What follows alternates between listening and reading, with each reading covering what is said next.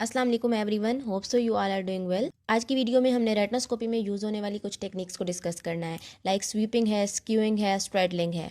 तो सबसे पहले हम स्वीपिंग को देख लेते हैं। इन तीनों टेक्निक्स को समझने से पहले हम एक मेन कॉन्सेप्ट को समझ लेते हैं कि रिफ्लेक्स क्या होता है और स्ट्रीक क्या होती है और इन दोनों के दरमियान डिफरेंस क्या होता है। रेटिनोस्कोप को ऑन करने के बाद रेटिनोस्कोप से जो लाइट निकलती है उसको हम स्ट्रीक कहते हैं, और वही लाइट जब हमारी आई के रेटिना से रिफ्लेक्ट होकर वापस आती है और हमें पेशेंट के प्यूपिल में नज़र आती है तो उसको हम रिफ्लेक्स कहते हैं। अब चूंकि ये दोनों वर्ड्स रेटिनोस्कोपी में बहुत बार यूज़ होंगे तो इसलिए इनको एक्सप्लेन करना थोड़ा ज़रूरी था। अब स्वीपिंग में हम देख लेते हैं। The movement of streak over the patient eye in any direction, either horizontal, vertical or oblique, is called sweeping. Streak of retinoscope को जब हम पेशेंट की आई के आगे हॉरिजॉन्टल डायरेक्शन में मूव करेंगे, ये देखें जिस तरह ये वर्टिकल स्ट्रीक है, जब हम इसको हॉरिजॉन्टल डायरेक्शन में मूव, तो हम हॉरिजॉन्टल डायरेक्शन में कर रहे हैं ना 180 डिग्री के प्लेन पे, तो इस टेक्निक को हम क्या कहते हैं, स्वीपिंग कह रहे होते हैं। अब ये हॉरिजॉन्टल डायरेक्शन थी। इसी तरह अगर हम स्ट्रीक हमारी हॉरिजॉन्टल हो लेकिन हम इसको वर्टिकल डायरेक्शन में मूव करते हैं तो वो भी स्वीपिंग होगी। लाइक ये हॉरिजॉन्टल स्ट्रीक है हमारी, इसको हम जो है वो वर्टिकल डायरेक्शन में अब मूव कर रहे हैं। इसी तरह हम ऑब्लिक डायरेक्शन में भी इसको मूव कर सकते हैं, लाइक यूँ। अब ना तो ये हॉरिजॉन्टल प्लेन पे है ना वर्टिकल प्लेन पे है, बट ऑब्लिक है। तो बेसिकली कॉन्सेप्ट ये है कि रेटिनोस्कोप से आने वाली स्ट्रीक ऑफ लाइट को पेशेंट की आई पे किसी भी डायरेक्शन में मूव करवाना स्वीपिंग कहलाता है। अब हम चलते हैं स्क्यूइंग की तरफ। ये सपोज पेशेंट का प्यूपिल है, ठीक है। ये इतना बड़ा मैंने इसलिए बनाया ताकि आपको समझने में आसानी हो। अब ये हमारे पास वर्टिकल स्ट्रीक है, तो जब हमने स्ट्रीक वर्टिकल रखी, यानी हमारी स्ट्रीक वर्टिकल थी, तो हमें पेशेंट के प्यूपिल के अंदर जो रिफ्लेक्स नज़र आया वो भी बिल्कुल इस स्ट्रीक के साथ अलाइन कर रहा था, यानी वो भी वर्टिकल और इसी एक्सिस पे मौजूद था। तो इस टाइम पे कोई स्क्यूइंग नहीं हो रही थी, यानी streak of retinoscope and reflex in the pupil are aligned with each other.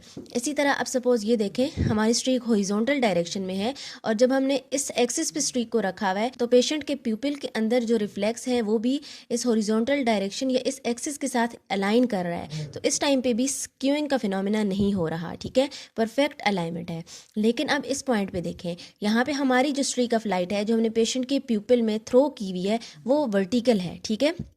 लेकिन हमें जो रिफ्लेक्स नज़र आया वो इसके साथ अलाइन होता हुआ नहीं नज़र आया, बल्कि वो हमें ओब्लिक डायरेक्शन में नज़र आ रहा है, ठीक है।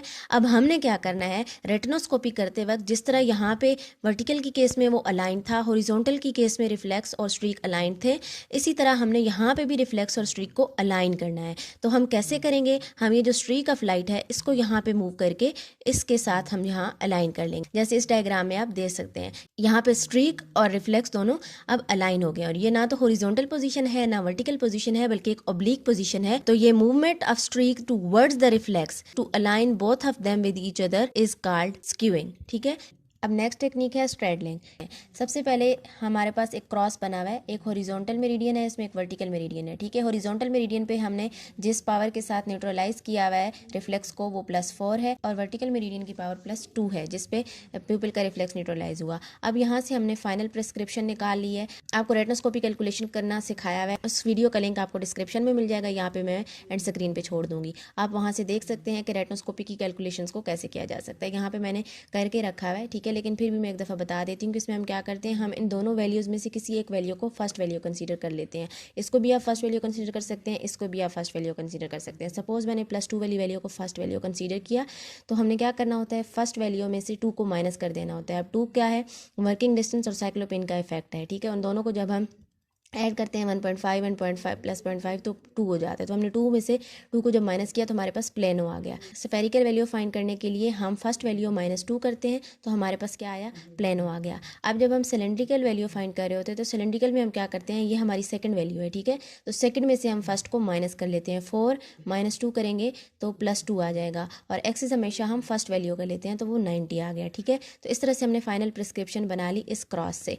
अब क्या होगा, हमने ये जो 90 डिग्री का एक्सिस निकाला है, ठीक है। हमें नहीं पता कि ये रिफाइंड एक्सिस है या नहीं, बेस्ट करेक्टेड है या नहीं। तो हमने क्या करना है, स्ट्रेडलिंग की टेक्निक से बेस्ट करेक्टेड एक्सिस फाइंड करना है। सबसे पहले हमने पेशेंट को ट्रायल फ्रेम पहनाया, ठीक है। ट्रायल फ्रेम पहनाने के बाद हमने क्या किया, ये +2 का सिलेंड्रिकल लेंस सपोज पेशेंट की आई के आगे लगा दिया। कितने एक्सिस पे लगाया, 90 डिग्री के एक्सिस पे लगाया। अब 90 डिग्री के एक्सिस पे तो हमने लगा दिया, लेकिन हमें नहीं पता कि ये बेस्ट करेक्टेड एक्सिस है या नहीं, और हम यही फाइंड कर रहे हैं। ये जो ग्रीन कलर में दिखाई दे रही है ये स्ट्रीक ऑफ लाइट है। स्ट्रीक ऑफ लाइट को पेशेंट की आई पे थ्रो करेंगे। अब हमने क्या करना है, इस स्ट्रीक ऑफ लाइट को 45 डिग्री इस डायरेक्शन में मूव करना है और पेशेंट के प्यूपिल में रिफ्लेक्स की थिकनेस को नोट करना है। ठीक है, जब हमने थिकनेस नोट कर ली, ठीक है, इस डायरेक्शन में 135 डिग्री तक की डायरेक्शन में, तो फिर हमने क्या करना है, 45 डिग्री दूसरी डायरेक्शन में मूव करना है जो कि 45 डिग्री तक बनता है, और इस डायरेक्शन में भी पेशेंट के प्यूपिल में रिफ्लेक्स की थिकनेस को ऑब्जर्व करना है। ठीक है, अब दोनों थिकनेसेस को हमने कंपेयर करना है कि क्या थिकनेस दोनों की इक्वल है।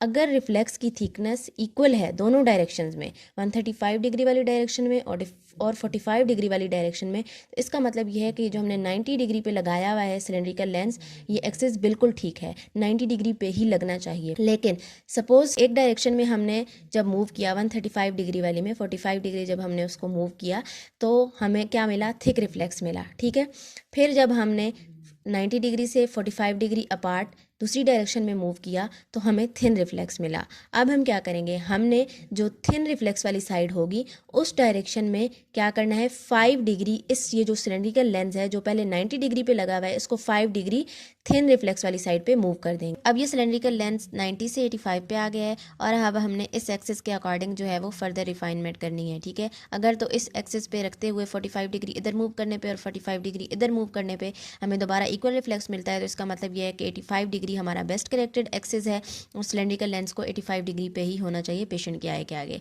और लेकिन सपोज अगर एक तरफ थिक रिफ्लेक्स मिलता है, दूसरी तरफ थिन रिफ्लेक्स मिलता है, तो दोबारा हमने थिन रिफ्लेक्स की तरफ 5 डिग्री इसको और मूव कर देना है। लाइक 85 से हम इसको 80 पे ले आएंगे। ठीक है, हम 80 पे लाएंगे तो दोबारा हमने रिफ्लेक्स का देखना है, तो ये चीज़ हमने रिपीट करती जानी है उस स्टेप तक जब तक दोनों साइड्स पे रिफ्लेक्स जो है वो दोनों डायरेक्शंस में रिफ्लेक्स की थिकनेस इक्वल नहीं हो जाती। जिस पॉइंट पे इक्वल हो जाएगी वही हमारा बेस्ट करेक्टेड एक्सिस होगा और सिलेंड्रिकल लेंस को हम उसी एक्सिस पे प्लेस करेंगे। और यूँ हम करते करते अप टू 4 स्टेप्स जो है वो मूव कर सकते हैं, यानी 20 डिग्रीज तक हम इस सिलेंड्रिकल लेंस को मूव कर सकते हैं। 20 डिग्रीज किस तरह से, 90 से 85 तक जा सकते हैं। ठीक है, 85 से 80, 80 से 75 एंड 70, मतलब इतने डिग्रीज तक हम जो है वो सिलेंड्रिकल लेंस को मूव कर सकते हैं 4 स्टेप्स में। ठीक है, तो गाइज ये थी आज की वीडियो जिसमें हमने रेटिनोस्कोपी में यूज़ होने वाली स्ट्रैडलिंग की टेक्निक को डिस्कस किया।